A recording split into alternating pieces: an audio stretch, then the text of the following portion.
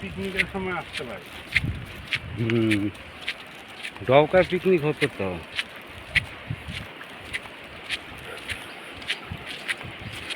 এই যে আমরা এখন নদীর যেখান থেকে উৎপত্তি, নদীটার নাম বুড়িগঙ্গা, সেই নদীর উৎপত্তি স্থলে আমরা এসে দাঁড়িয়ে।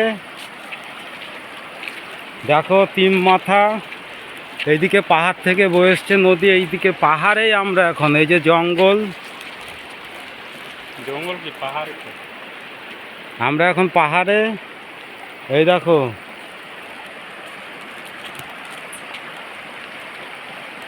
এই প্রান্ত দিয়ে নদীটা বয়ে গেছে।